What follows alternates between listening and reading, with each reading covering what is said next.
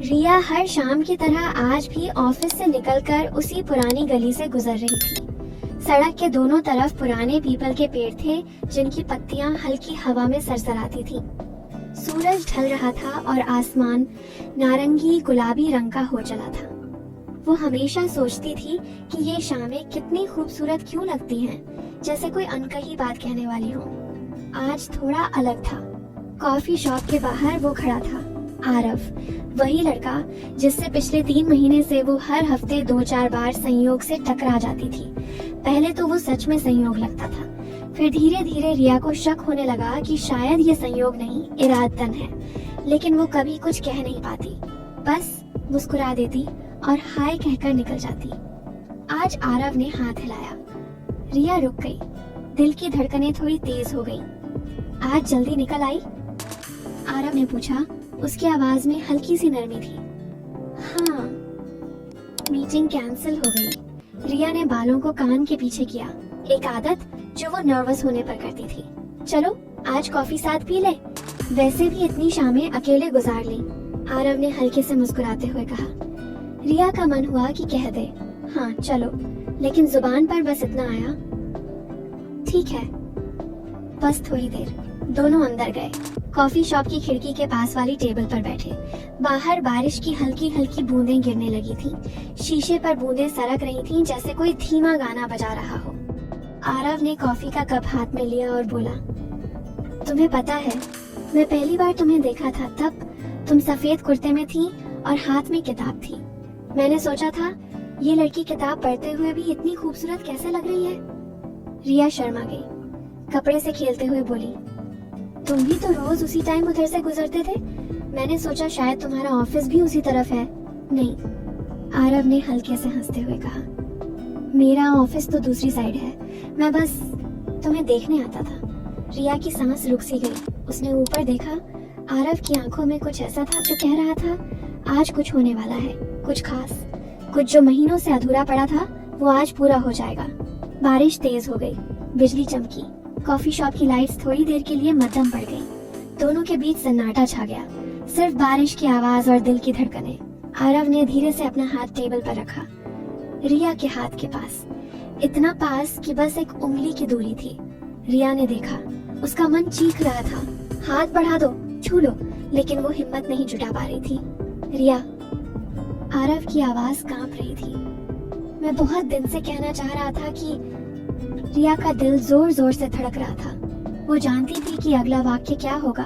वो चाहती थी कि वो कहे, वो चाहती थी कि आज सब कुछ बदल जाए। वो रोमांच से भर गई थी, जैसे कोई फिल्म का क्लाइमैक्स चल रहा हो।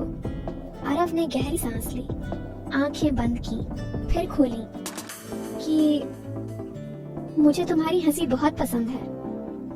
रिया एक पल को चौंकी, फिर हल्के से हंस पड़ी। बस यही? और तुम्हारी आंखें?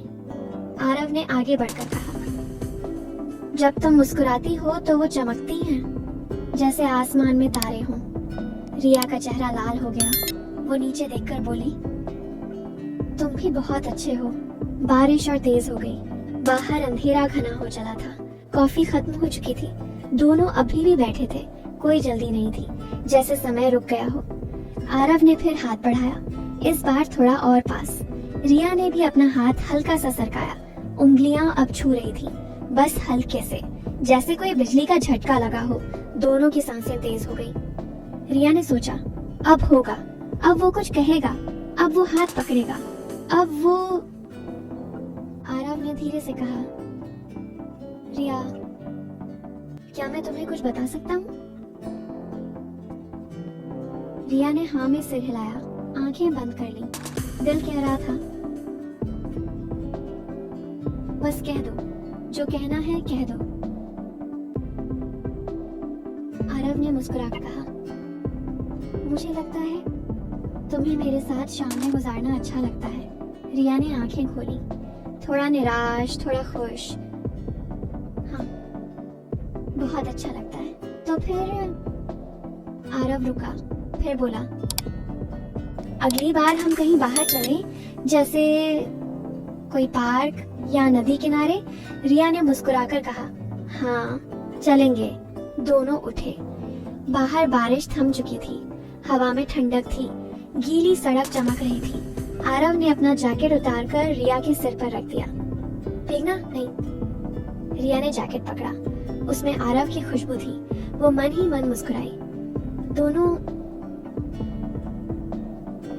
साथ साथ चलने लगे। गली के आखिरी छोर पर एक पुराना लैंप पोस्ट जल रहा था। पीला प्रकाश दोनों के चेहरों पर पड़ रहा था। आरव रुका, रिया भी रुक गई। दोनों एक दूसरे की तरफ मुड़े, आंखें मिली। समय फिर रुक गया। आरव का हाथ धीरे धीरे रिया के गाल की तरफ बढ़ा। रिया की सांसें थम सी गईं।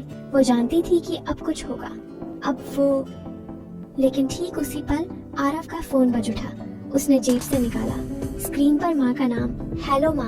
हाँ बस निकल रहा हूँ। आरव ने फोन कान पर लगाया। रिया ने हल्के से सिर हिलाया, जैसे कह रही हो कोई बात नहीं। आरव ने फोन रखा, फिर बोला सॉरी माँ इंतजार कर रही हैं। कोई बात नहीं, रिया ने मुस्कुराकर कहा। घर पहुँच जाना। आरव ने एक गहरी नजर देखा। कल मिलते हैं? हाँ कल। आरव मुड़ा और चल पड़ा। रिया वहीं खड़ी रही। उसकी आंखों में वही रोमांच था, वही उम्मीद। जैसे कुछ अधूरा रह गया हो, जैसे कुछ होने ही वाला था लेकिन नहीं हुआ। वो धीरे धीरे घर की तरफ चल पड़ी। मन में बस एक ही बात थी, कल फिर मिलेंगे, कल शायद। और शाम ढल गई। कैसी लगी कहानी? अधूरी सी उम्मीद वाली, जैसी जिंदगी में अक्सर होती है। Yeah.